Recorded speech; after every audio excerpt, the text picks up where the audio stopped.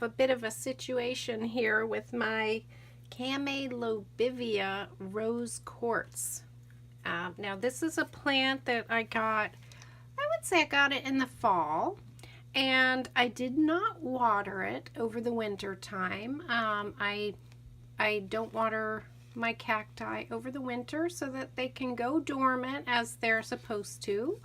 But this guy continued to grow. So it became etiolated, as you can see here, and I put it out a little bit too early, and apparently some cacti are more sensitive to the cold, and this appears to be one of them because, as you can see, it's a pretty sad situation here.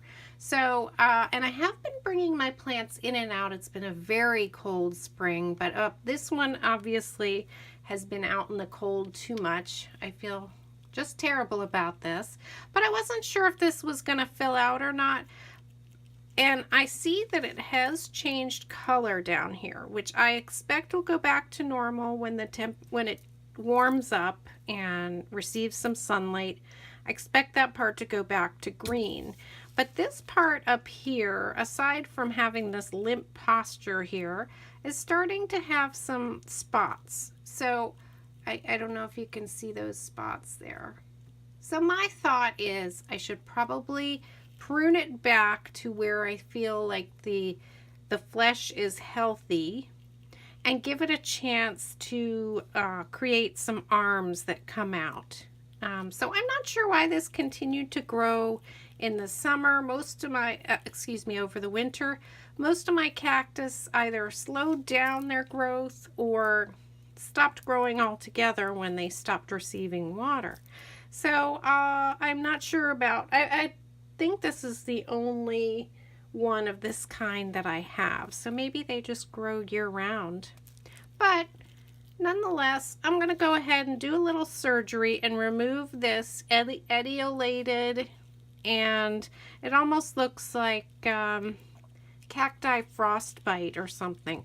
But in any event, I don't want this unhealthy flesh to spread, and perhaps this is the beginning of rot. So unfortunately, it's just been so wet and cold around here. So what I'm going to do to try to save this plant is I'm going to sterilize a pair of scissors. I've washed it with an antibacterial dish soap, but I'm just going to take an extra precaution. And anytime you're pruning your cacti and succulents, it's a good idea to use some alcohol. You can use alcohol or boiling water, but I'm going to use some alcohol. And I just put it on, you can put it on a cotton ball or some Kleenex, and make sure you clean that off, because if you are opening up the plant, you want to make sure that you have a sterile tool you're using.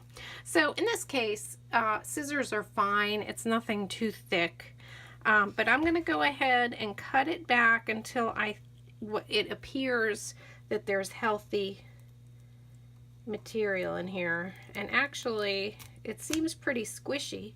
Oh, but it looks promising. Okay, so here we go. I gave it a cut, and it's nice and green inside.